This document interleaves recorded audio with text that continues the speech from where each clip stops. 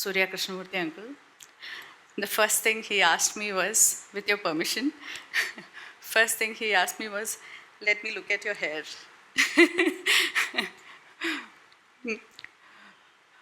ഒരു പക്ഷേ കൃഷ്ണമൂർത്തി അങ്കിൾ മാത്രമല്ല, ഇപ്പം എന്നെ കാണുന്നവരെല്ലാവരും ആദ്യം ചോദിക്കുന്ന ഒരു ചോദ്യം അത് തന്നെയാണ്. വെളുത്ത ഡൈ ആണോ എന്നുള്ളത് മുതൽ ഭസ്മം പൂശിയാണോ വരുന്നത് എന്നുള്ളത് വരെയുള്ള പല വ്യാഖ്യാനങ്ങൾ അതിന് ലഭിക്കാറുണ്ട്. ആ ചോദ്യത്തിൽ നിന്ന് തന്നെ ഇന്ന് സംസാരിച്ചു തുടങ്ങാമെന്ന് ഞാൻ കരുതുന്നു. അതുകൊണ്ട് it also happens to be the eve of my birthday today. So tomorrow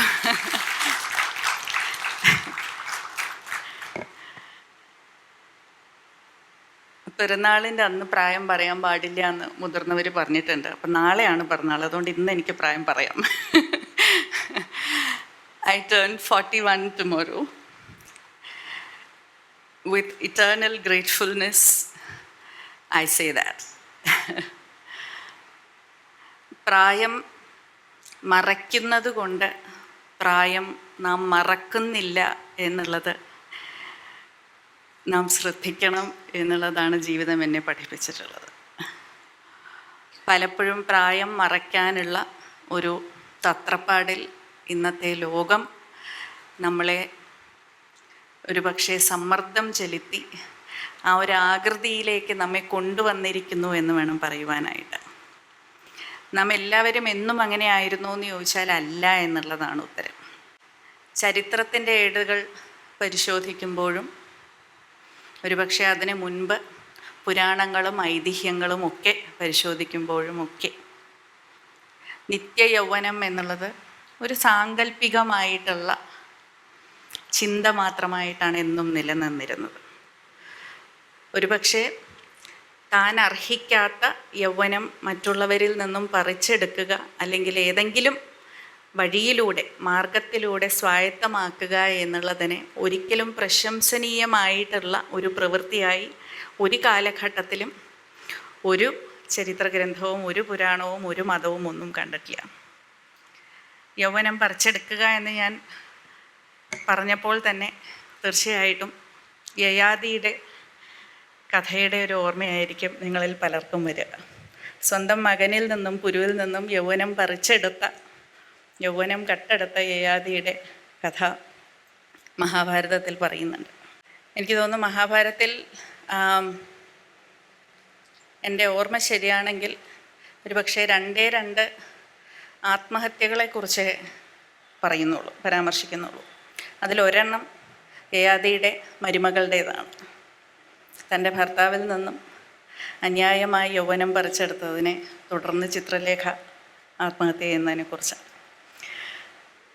അങ്ങനെ എന്നും യുവാവായി ജീവിക്കണം എന്ന് ആഗ്രഹിക്കുന്നതിനെ ഏറ്റവും അധികം പരിപോഷിപ്പിക്കുന്നതും പ്രശംസിക്കുന്നതും ഒരുപക്ഷെ അതിനെ സാധാരണവൽക്കരിക്കുന്നതുമായിട്ടുള്ള ഒരു തലമുറ, ഒരു കാലഘട്ടം നമ്മുടേതാണ് എന്ന് നമുക്ക് പറയേണ്ടി വരും.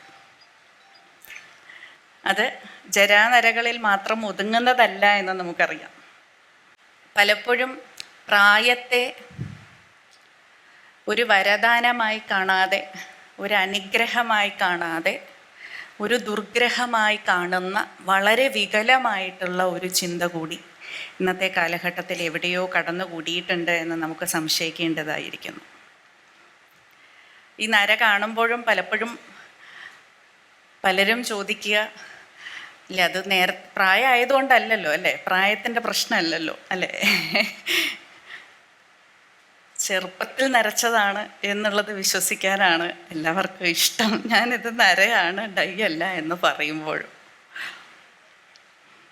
പ്രായമാകുന്നത് ഒരു പ്രശ്നമല്ല എന്ന് അങ്ങോട്ട് പറഞ്ഞു കൊടുക്കേണ്ടുന്ന ഒരു കാലഘട്ടം നമുക്കൊക്കെ ഇടയിൽ സംജാതമായിരിക്കുന്നു എന്നറിയുന്നതിൽ ഒരല്പം ദുഃഖമില്ലാതെയില്ല. കാരണം you have to be lucky to grow old, right? You really have to be lucky to grow old. in life. പ്രായമാവുക, ഒരു പൂർണ്ണ ജീവിതം നയിക്കുക എന്ന് പറയുന്നത് ഒരു സൗഭാഗ്യമാണ്, ഒരു അനുഗ്രഹമാണ്. ജീവിതത്തിൻ്റെ പല ഋതുക്കളിലായി ഓരോ പ്രായത്തിൻ്റെയും ഓരോ കാലഘട്ടത്തിൻ്റെയും അനുഗ്രഹങ്ങൾ തിരിച്ചറിഞ്ഞുകൊണ്ട് അതിൻ്റെ പൂർണ്ണ നിറവിൽ അത് ജീവിക്കാൻ സാധിക്കുക എന്ന് പറയുന്നത് ഒരു കഴിവും കൂടിയാണ്. They say that youth is a gift of nature, but old age is an art എന്ന്. യൗവനം പ്രകൃതിയുടെ ഒരു സമ്മാനമാണ്. പക്ഷേ വാർദ്ധക്യം എന്ന് പറയുന്നത് ഒരു കലയാണ്. അതിൽ പൂർണ്ണ നിറവോടുകൂടി ആ കലയിലൂടെ നമുക്ക് ജീവിക്കാൻ സാധിക്കുക എന്ന് പറയുന്നത് നമ്മൾ എവിടേക്കോ മറന്നു പോയിട്ടുണ്ടോ എന്ന് എനിക്ക് തോന്നുന്നു. പ്രത്യേകിച്ചും യുവതലമുറയുടെ ഒരു കാര്യമാണ് ഞാൻ ഈ പറയുന്നത്. ആ യുവതലമുറയുടെ ഒരു പ്രതിനിധി എന്നുള്ള നിലയിൽ തന്നെയാണ് ഈ സംസാരിക്കുന്നത്. എൻ്റെ മുന്നിലിരിക്കുന്ന മുതിർന്നവരിൽ നിന്നും ഒരുപാട് കാര്യങ്ങൾ പഠിക്കാനുണ്ട്, ജീവിതത്തിൽ സ്വായത്തമാക്കാനുണ്ട് എന്നുള്ള പൂർണ്ണ ബോധ്യത്തിലാണ് ഈ സംസാരിക്കുന്നത്. പോപ്പ് ഫ്രാൻസിസ് ഒരുപക്ഷെ അവസാനമായി അദ്ദേഹം പങ്കെടുത്ത ചില ചടങ്ങുകളിൽ ഒരെണ്ണത്തിൽ പറഞ്ഞ ഒരു വാചകം, life is A gift and when life is long it is a privilege for oneself and for others എന്നുള്ളതായിരുന്നു. Life is a gift and when life is long it is a privilege for oneself and for others എന്നുള്ളത്. ജീവിതത്തിൻ്റെ ദൈർഘ്യം എന്നുള്ളത് ഒരുപക്ഷെ നമ്മളെല്ലാവരും ഭാവിയെ ആസ്പദമാക്കിയിട്ടുള്ള ജീവിതത്തെയാണ് എന്നും കാണുന്നത്. എൻ്റെ മോനിപ്പോൾ 6 വയസ്സായി. നമ്മുടെയൊക്കെ വീട്ടിൽ അല്ലെങ്കിൽ നമ്മുടെയൊക്കെ കുടുംബങ്ങളിലും പരിസരങ്ങളിലും ഒക്കെ ഒരുപാട് വിദ്യാർത്ഥികളെയും കുഞ്ഞുങ്ങളെയും നമ്മൾ കാണുന്നുണ്ട്. അപ്പോൾ അവരെയൊക്കെ കാണുമ്പോഴും അവരോടൊക്കെ സംസാരിക്കുമ്പോഴും ഒക്കെ ഒരു സമൂഹം എന്ന നിലയിൽ നമ്മൾ അവരോട് പറയുന്നത് ഇന്നത്തെ കുട്ടികൾ നാളത്തെ പൗരന്മാരാണ് എന്നാണ്. അപ്പോൾ എപ്പോഴും എൻ്റെ മറുചോദ്യം, അവരിന്നത്തെ പൗരന്മാരല്ലേ എന്നുള്ളതാണ്. കുട്ടികൾ ഇന്നത്തെ പൗരന്മാരാണ്, പക്ഷെ അവരെ നമ്മൾ പറഞ്ഞ് പഠിപ്പിക്കുന്നത് എന്താണ്? നിങ്ങൾ നാളത്തെ പൗരന്മാരാണ് എന്നുള്ളതാണ്. അപ്പോൾ ഇന്നത്തെ ജീവിതം ഇന്നത്തെ പൂർണ്ണ നിറവിൽ ജീവിക്കുക എന്നുള്ളത് പറഞ്ഞ് പഠിപ്പിക്കാതെ നാളെയാണ് നിങ്ങൾക്ക് ഈ രാജ്യത്തിന് വലിയ സംഭാവന നൽകാൻ സാധിക്കുക എന്ന് നമ്മൾ ആദ്യമേ അവരെ പറഞ്ഞ് പഠിപ്പിക്കുകയാണ് ചെയ്യുന്നത്. എന്നാൽ പൗരന്മാരായി കഴിഞ്ഞാൽ ഈ പറഞ്ഞ പോലെ ഒരല്പം നര വന്ന് തുടങ്ങിയാൽ വീണ്ടും ഇന്നലത്തെ പൗരന്മാരായിട്ട് ജീവിക്കാനുള്ള ഒരു ത്വരയിലാണ് നമ്മൾ. അപ്പോൾ ഈ ചെറുപ്പത്തിനും വാർദ്ധക്യത്തിനും ഇടയ്ക്കുള്ള യൗവനം എന്നുള്ള ഒരു ചെറിയ ഇടവേള മാത്രമാണ് ശരിക്കും നമ്മൾ ജീവിതത്തിൻ്റെ പച്ചപ്പായി ഇന്ന് വീക്ഷിക്കുന്നത്. അത് യഥാർത്ഥത്തിൽ അക്കരപ്പച്ചയുടെ ഒരു കഥ തന്നെയാണ്. അക്കരപ്പച്ചയുണ്ട് അക്കരപ്പച്ചയുണ്ട് ഇക്കരെ നിപ്പവൻ ചോദിപ്പൂ എന്ന് പറയുന്നതിൻ്റെ ഒരു കഥ തന്നെയാണ്. എന്നാൽ അക്കരെ എത്തിച്ചേർന്നവൻ ഇക്കരെ തിരിച്ചു വരാനായിട്ട് വീണ്ടും ആഗ്രഹിക്കുകയും ചെയ്യുന്നു. അപ്പോൾ ഈ ബാല്യകാലത്തിൽ നിന്നും അടുത്ത ഘട്ടത്തിലേക്കും കൗമാരത്തിലേക്കും യൗവനത്തിലേക്കും പോയി കഴിഞ്ഞ് അതിൻ്റെ അടുത്ത ഘട്ടം വരുമ്പോൾ വീണ്ടും നടുക്കുള്ള ഒരു ഘട്ടത്തിൽ സ്വയം തളച്ചിടാനായിട്ട് എല്ലാവരും കൂട്ടായി ചേർന്ന് പ്രയത്നിക്കുന്ന ഒരവസ്ഥാന്തരത്തിലേക്ക് നമ്മൾ പോയിക്കൊണ്ടിരിക്കുന്നുവോ എന്നുള്ള ഒരു സംശയത്തിലാണ് ഞാൻ ഈ സംസാരിക്കുന്നത്. അത് ഒരുപക്ഷെ രാഷ്ട്ര നിർമ്മാണത്തിനായി അല്ലെങ്കിൽ സാമൂഹിക നന്മയ്ക്കായി നമ്മുടെ സംഭാവനകളുമായി ഈ നമ്മൾ സ്വയം സൃഷ്ടിച്ചിരിക്കുന്ന പ്രായഭേദത്തിന് യാതൊരു ബന്ധമുണ്ടെന്ന് എനിക്ക് തോന്നുന്നില്ല. ഏറ്റവും അധികം സാമൂഹിക നന്മയ്ക്കായി പ്രവർത്തിക്കുന്നവരായാലും ഏറ്റവും അധികം നമുക്ക് അറിവും വിവേകവും പകർന്നു തരുന്നവരായാലും ഏറ്റവും അധികം ഈ പറയുന്ന സാമൂഹിക വികാസത്തിനും രാഷ്ട്ര നിർമ്മാണത്തിന് സംഭാവനകൾ നൽകിയിട്ടുള്ളവരുടെ ഒരു വലിയ പട്ടിക നിങ്ങൾ എടുത്തു നോക്കിയാൽ ആദ്യം മനസ്സിലേക്ക് വരുന്ന പേരുകൾ എല്ലാവരും പ്രായമായവർ തന്നെ ആയിരിക്കും അല്ലേ? യൗവനത്തിലുള്ള ആളുകളല്ലായിരിക്കും മിക്കവാറും. ഗാന്ധിജി മുതൽ ഇങ്ങോട്ട് നെൽസൺ മണ്ടേല മുതൽ മദർ തെരേസ മുതൽ ഒരുപാട് വ്യക്തികൾ. പ്രായമായവർ, വയോജനങ്ങൾ, വാർദ്ധക്യത്തിലുള്ളവർ നമ്മുടെ ലോകത്തിന് ഇന്നും നടത്തിക്കൊണ്ടിരിക്കുന്ന മാറ്റങ്ങൾ എന്തൊക്കെയാണ്? ഒരുപക്ഷെ ചരിത്രത്തിൻ്റെ ഏടുകൾ പരിശോധിച്ചാൽ നമുക്കുമത് വളരെ വ്യക്തമായി മനസ്സിലാക്കാനായിട്ട് സാധിക്കും. അത്രയധികം നമ്മുടെയൊക്കെ ജീവിതം നന്നാകണം, മെച്ചപ്പെടണം എന്ന് കരുതി സമൂഹ നന്മയ്ക്കായി പ്രവർത്തിക്കുന്ന അനവധി വയോജനങ്ങൾ ഇന്നും നമ്മുടെ ഇടയിൽ തന്നെയുണ്ട്. നമുക്കറിയാം. അതിൽ പലരുമാണ് എൻ്റെ മുന്നിൽ ഇരിക്കുന്നതെന്നും എനിക്കറിയാം. ഇന്നും അഹോരാത്രം ഇന്നും പ്രവർത്തിച്ചു കൊണ്ടിരിക്കുന്ന അനവധി വയോജനങ്ങളുണ്ട് നമ്മുടെ ഇടയിൽ. പക്ഷെ അവർ അങ്ങനെ ചെയ്യുമ്പോഴും നമ്മൾ പറയുന്നത് എന്താണ്?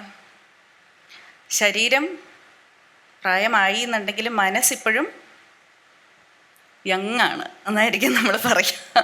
അപ്പോഴും അവരുടെ പ്രായത്തിനോ അറിവിനോ അനുഭവ സമ്പത്തിനോ ഒന്നും നമ്മളൊരു അംഗീകാരം നൽകുന്നില്ല. പ്രായമായെങ്കിലും അതെന്തോ ഒരു പോരായ്മ പോലെയാണ് നമ്മൾ പറയുക. പ്രായമായെങ്കിലും മനസ്സ് ഒരു യുവാവിനെ പോലെയാണ് എന്നാണ് നമ്മൾ പറയുക. അവരത്രയധികം പ്രായമായിട്ട് പ്രവർത്തിച്ചു കൊണ്ടിരിക്കുമ്പോഴും അതെന്തൊരു വിരോധാഭാസമാണെന്ന് എനിക്കെപ്പോഴും തോന്നാറുണ്ട്. കാരണം ഒരു പക്ഷേ അതേ വ്യക്തി പോലും ഒരു യുവാവായി ഇരിക്കുമ്പോൾ ഇത്രയധികം പ്രയത്നിക്കുകയോ പ്രവർത്തിക്കുകയോ സമൂഹത്തിന് നന്മ ചെയ്യുകയോ ചെയ്ത് കാണില്ല. ആ പ്രായത്തിൻ്റെ അനുഭവ സമ്പത്തും ആ പ്രായത്തിൻ്റെ വിവേകവും ഒക്കെയാണ് ആ വ്യക്തിയെ അത്രയധികം അമൂല്യമായിട്ടുള്ള സംഭാവനകൾ നൽകുവാനായി പ്രാപ്തയാക്കുന്നത് അല്ലെങ്കിൽ പ്രാപ്തനാക്കുന്നത് എന്നുള്ളത് നമ്മൾ വിസ്മരിച്ചു പോകുന്ന ഒരവസ്ഥയാണ്. തമാശയ്ക്കാണെങ്കിലും ഞങ്ങളുടെ ഇടയിൽ പറയാറുണ്ട്, വയസ്സാകുമ്പോഴാണ് വയസ്സാകുന്നത് എന്ന്. ജ്യോതിലാൽ സാർ ഇടയ്ക്ക് പറയുന്നൊരു കാര്യമാണ്, വയസ്സാകുമ്പോഴാണ് വയസ്സാകുന്നത് എന്ന്. മലയാളം ഇംഗ്ലീഷ് അറിയാവുന്നവർക്ക് അത് പിടികിട്ടും. അപ്പോൾ അങ്ങനെ വയസ്സായിട്ടുള്ള അനേകം വ്യക്തിത്വങ്ങൾ നമ്മുടെ ഇടയിൽ പ്രായമാകുമ്പോൾ ഉണ്ടായിട്ടും എന്തിനാണ് നമ്മൾ യൗവനത്തെ ഇത്രയധികം കൊണ്ടാടുന്നത്? എന്തുകൊണ്ട് പ്രായത്തിനെ അത്രയധികം നാം കൊണ്ടാടാത്തത് എന്നുള്ളതാണ് എൻ്റെ പരിമിതമായിട്ടുള്ള ചോദ്യം. യൗവനം കൊണ്ടാടാൻ പാടില്ലാത്തതാണെന്നല്ല ഞാൻ പറയുന്നത്. പക്ഷേ ബാല്യകാലം നമ്മൾ എത്രമാത്രം ഒരു മുത്തുച്ചിപ്പി പോലെ എങ്ങനെ നമ്മുടെ ഓർമ്മച്ചെപ്പിൽ സൂക്ഷിച്ചു വെക്കുന്നു, എത്രമാത്രം മധുരിതമായ ഓർമ്മകളാണ് നമുക്കൊക്കെ നമ്മുടെ ബാല്യകാലത്തെക്കുറിച്ചുള്ളത്. അതുപോലെ തന്നെയാണ് നമ്മുടെ കൗമാരക്കാലം. ജീവിതത്തിൽ ഒരുപക്ഷെ ഏറ്റവും അധികം ഒരു വ്യക്തി ഉല്ലസിക്കുന്ന ഒരു പ്രായമായി നമ്മൾ കണക്കാക്കുന്ന നമ്മുടെ കൗമാരകാലം. അതിനുശേഷം ഏറ്റവും അധികം ഈ പറയുന്ന പോലെ പ്രൊഡക്റ്റീവാകുന്ന, ഏറ്റവും അധികം സാമൂഹികമായി ഇടപെടൽ നടത്തുന്ന, ഏറ്റവും ഊർജ്ജസ്വലമായി നിൽക്കുന്ന, അങ്ങനെ ഒരുപാട് വിശേഷണങ്ങൾ നമ്മുടെ യൗവനകാലത്തിനുമുണ്ട്.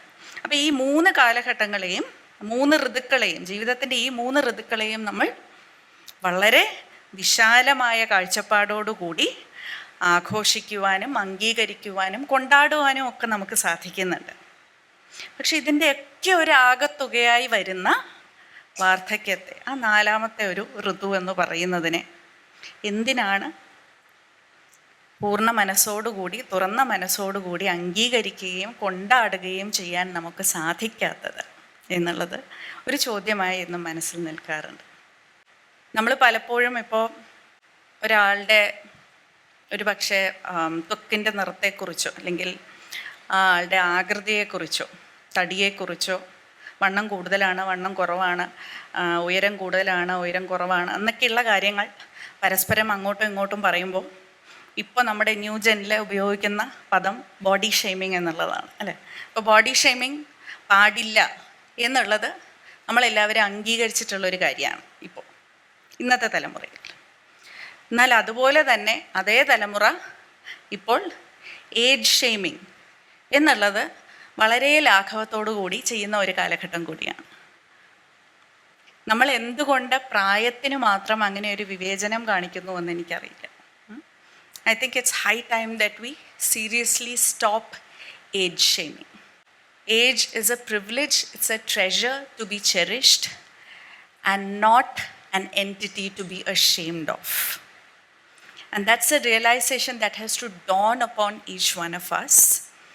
And being a person who is really looked up to, people of old age as very high value people in my life, right from my grandmother to my grandfather to my teachers to my gurus to so many people in my life. If you ask me who are the people who have influenced me and shaped my thoughts, if I tell you 10 names, I'm sure 9 of them would be people of old age. So probably that's where this comes from, because as a person in my life and my personal life, I have really aspired to be like many of them, and my life's journey is also is something that you're looking forward to growing old and embracing old age gracefully. So even when I say this, I'm sure if my parents were around here, probably they'll scold me saying that, what are you talking, what nonsense are you talking, you think you have grown old എന്നുള്ളതായിരിക്കും ആദ്യം ഇങ്ങോട്ട് വരുന്ന ഒരു പരാമർശം എന്നുള്ളത്. Gibran very beautifully in his poem on youthfulness and aging, I don't want to say it wrong, so I quote, Gibran very beautifully says, the difference between my youth, which was my spring, and these 40 years they are my autumn, is the very difference that exists between a flower and a fruit. The difference between my youth, which was the spring of my life, and the autumn is the difference between a flower and a fruit. ഒരു പൂവിനും പഴത്തിനും തമ്മിലുള്ള വ്യത്യാസമാണ് എൻ്റെ യൗവനത്തിനും ഈ ഗ്രീഷ്മകാലത്തിനും തമ്മിലുള്ളത് എന്ന്. A flower is forever swayed with the wind and knows not why and wherefore, but the fruit is overladen with the honey of summer. പൂവ് അതിമനോഹരമായിട്ടുള്ള പുഷ്പമാണ്, സുഗന്ധം പരത്തുന്ന പുഷ്പമാണ്, എല്ലാവരും കണ്ട് കൊതിക്കുന്ന പുഷ്പമാണ്. അതാണ് എൻ്റെ യൗവനം. പക്ഷേ എങ്ങോട്ടാണ് പോകുന്നത്, എങ്ങോട്ടാണ് തിരിയുന്നത് എന്നറിയാതെ കാറ്റിനോടൊപ്പം ആടിയുലയുന്ന ഒരു പുഷ്പമായിരുന്നു എൻ്റെ യൗവനം എന്ന്. ഇന്ന് അതിമനോഹരമായിട്ടുള്ള ഒരു ഫലമായി അത് മാറിക്കഴിഞ്ഞിരിക്കുമ്പോൾ, ഈ പഴമായി മാറിക്കഴിഞ്ഞിരിക്കുമ്പോൾ, എൻ്റെ ജീവിതത്തിൻ്റെ എല്ലാ ഋതുക്കളുടെയും തേൻ കുടമായി ഈ ഫലം മാറിയിരിക്കുകയാണ്. അത് കാറ്റിലിങ്ങനെ ആടി ഉലയില്ല, അതിന് അതിൻ്റേതായിട്ടുള്ള ഒരു സ്വത്വമുണ്ട്. അതിൽ നിറഞ്ഞ തേൻകുടമായി അതെന്നും നിലനിൽക്കും എന്നുള്ളതാണ് ജിബ്രാൻ പറയുന്നത്. അത്ര മനോഹരമായിട്ട് ഒരു പക്ഷേ പ്രായമാകുന്ന പ്രക്രിയയെ വർണ്ണിക്കുവാൻ മറ്റാർക്കും സാധിക്കുമെന്ന് എനിക്ക് തോന്നുന്നില്ല. അങ്ങനെ ജീവിതത്തിൻ്റെ പല ഋതുക്കളിൽ നമുക്കുണ്ടാകുന്ന വളർച്ചയെ അതെത്ര ഫലവത്തായിട്ടുള്ള ഒരു ജീവിതമായിട്ടാണ് തീർന്നിരിക്കുന്നത് എന്നുള്ളത് തിരിച്ചറിഞ്ഞാൽ തന്നെ പ്രായത്തെ മറയ്ക്കണം എന്നും യുവാവായിരിക്കണം എന്നുള്ള ആഗ്രഹത്തിന് കോട്ടം തട്ടും എന്ന് യാതൊരു സംശയമില്ല. ഇത് ഒരു പക്ഷേ വ്യക്തിപരമായ അങ്ങനെ ഒരു തീരുമാനം ഓരോരുത്തരും എടുക്കേണ്ടതാണോ എന്നുള്ള ഒരു ചോദ്യമുണ്ട്. അല്ല എന്നുള്ളതാണ് എൻ്റെ ഉത്തരം. കാരണം ഒരു സമൂഹം എന്ന നിലയിൽ, അത് മലയാളി സമൂഹത്തെക്കുറിച്ച് മാത്രമല്ല ഞാൻ പറയുന്നത്, ഭാരതീയ സമൂഹത്തെക്കുറിച്ച് മാത്രമല്ല ഞാൻ പറയുന്നത്, ഈ ലോകമെമ്പാടും ഇന്ന് നമ്മുടെ ഇത്തരത്തിലുള്ള ഓരോ കാഴ്ചപ്പാടുകളെയും നാം തിരഞ്ഞെടുക്കുന്ന ഓരോ തീരുമാനത്തെയും സ്വാധീനിക്കുന്ന ഒരു വലിയൊരു ശക്തി എന്ന് തന്നെ പറയേണ്ടി വരും. സമ്മർദ്ദം എന്ന് മാത്രം ഞാൻ പറയുന്നില്ല, ശക്തി എന്ന് തന്നെ പറയാം. ആ ഒരു ശക്തി ഉപഭോക്തൃ സംസ്കാരം എന്നുള്ളതാണ്. The world is A market today എന്ന് പറയുന്നതിൽ പ്രത്യേകിച്ചൊരു അതിശയോക്തി നമുക്ക് ആർക്കും ഉണ്ടാവേണ്ടതില്ല. ഈ ലോകം മൊത്തം ഒരു വിപണിയാണ് ഇന്ന്. അപ്പോൾ ഈ ഒരു വിപണിയിൽ ഇന്നുണ്ടാകുന്ന ഈ ഉപഭോക്തൃ സംസ്കാരത്തിൻ്റെ ഒരു പ്രത്യേകത കൂടിയാണ് യൗവനത്തെ ഒരു നേട്ടമായി കണക്കാക്കുകയും ഒരു പക്ഷേ വാർദ്ധക്യത്തെ അല്ലെങ്കിൽ പ്രായമാകുന്നതിനെ ഒരു കോട്ടമായി കണക്കാക്കുകയും ചെയ്യുക എന്നുള്ളത്. നമ്മൾ മാർക്കറ്റിലേക്ക് ഇറങ്ങിച്ചെന്നാൽ ആദ്യം നമ്മുടെ ഒരുപാട് ലാഭം കൊയ്യുന്ന വ്യവസായങ്ങൾ ലോകത്തുണ്ട്. അതിലേറ്റവും അധികം ലാഭം കൊയ്യുന്ന വ്യവസായങ്ങളിൽ 2 എണ്ണം, ഒന്ന് ഫാർമസ്യൂട്ടിക്കൽസും മറ്റൊന്ന് കോസ്മെറ്റിക്സുമാണ്. അപ്പോൾ ഇത് രണ്ടിൻ്റെയും ഒരു ശരാശരി അതിൻ്റെ പ്രോഡക്ട്സിൻ്റെയൊക്കെ ലക്ഷ്യം എന്താണെന്ന് നമ്മളൊന്ന് പരിശോധിച്ചാൽ ഏറ്റവും അധികം പ്രോഡക്ട്സ് വിറ്റഴിക്കുന്നത് ആൻറ്റി ഏജിങ് ആയിട്ടുള്ള കോസ്മെറ്റിക്സിന് വേണ്ടിയിട്ടുള്ളതാണ്. പ്രായമാവുന്നത് എന്തൊരു തെറ്റാണ് എന്നുള്ളൊരു മട്ടിൽ നമ്മളെ വിശ്വസിപ്പിച്ച് നര വരുന്നത് മുതൽ, ജര വരുന്നത് മുതൽ, ചുളിവ് വരുന്നത് മുതൽ, ശരീരത്തിൽ വളരെ സ്വാഭാവികമായി നൈസർഗികമായി മനുഷ്യനുണ്ടാകുന്ന മാറ്റങ്ങൾ, ആ മാറ്റങ്ങളെ ആഘോഷിക്കുന്നതിനു പകരം അതൊക്കെ എന്തോ നമ്മുടെ ഒരു പിഴവ് കാരണം നമ്മൾക്ക് സംഭവിച്ചു പോകുന്നതാണ് എന്ന് നമ്മളെ പറഞ്ഞ് ധരിപ്പിച്ച് അത് മാറ്റിയെടുക്കാനായിട്ടുള്ള അവരുടെ പ്രോഡക്ട്സ് നമ്മൾ വാങ്ങാനുള്ള ഒരു സമ്മർദ്ദമാണ് യഥാർത്ഥത്തിൽ നടന്നുകൊണ്ടിരിക്കുന്നത്. അത് ഒരു വ്യക്തിയുടെയോ അല്ലെങ്കിൽ ഒരു കമ്പനിയുടെയോ ഒരു പ്രോഡക്റ്റിൻ്റെയോ ഒന്നും ഒരു ഫലമല്ല. ഇത് ഒരു പക്ഷേ കുറേ വർഷങ്ങളായി നടന്നുകൊണ്ടിരിക്കുന്ന ഒരു പ്രക്രിയയാണത്. അത് ഇങ്ങനെ ഒരു ഗൂഢലക്ഷ്യം വെച്ചത് ആരംഭിച്ചത് പോലുമാണെന്ന് എനിക്ക് തോന്നുന്നില്ല. പക്ഷേ അതെല്ലാം കൂടി കൂട്ടിക്കെട്ടി ആവരണം ചെയ്ത് വന്നപ്പോൾ ഇപ്പോൾ ആൻറ്റി ഏജിങ് എന്നുള്ളത് ഒരു വലിയൊരു റേജാണ്. ആൻറ്റി ഏജിങ് എലിക്സേഴ്സ് വരെയുണ്ട് ഇന്ന്. ചെറിയ പോർഷനിലുള്ള ഏതൊരു മരുന്ന് കുടിച്ചാൽ പിന്നെ പ്രായമാവില്ല എന്ന് പറയുന്ന തരത്തിലുള്ള സാമഗ്രികൾ വരെ ഇന്ന് മാർക്കറ്റിൽ നമുക്ക് ഉണ്ട്. മാറ്റ് ഹെയ്ഗിൻ്റെ റീസൺസ് ടു സ്റ്റേ അലൈവ് എന്ന് പറയുന്ന ഒരു പുസ്തകമുണ്ട്. ആ പുസ്തകത്തിൽ ഇത് വളരെ ലളിതമായി ഈ ഒരു പ്രതിഭാസത്തെ അദ്ദേഹം എടുത്തു കാണിക്കുന്നുണ്ട്. ഈ ഒരു ലോകമെന്ന് പറയുന്ന ഈ വിപണി, ഈ ഉപഭോക്തൃ സംസ്കാരത്തിന് അടിമയായിക്കൊണ്ടിരിക്കുന്ന ഈ ഒരു വിപണി യഥാർത്ഥത്തിൽ മനുഷ്യനെ ഏറ്റവും അധികം വിഷാദത്തിലേക്ക് തള്ളിവിടാൻ വേണ്ടിയിട്ട് സംഘടിപ്പിച്ചിരിക്കുന്നതാണ് എന്നാണ് അദ്ദേഹം അതിൽ പറയുന്നത്. This consumeristic world is designed to make you feel depressed because this consumerist world thrives on your dissatisfaction എന്നുള്ളതാണ്.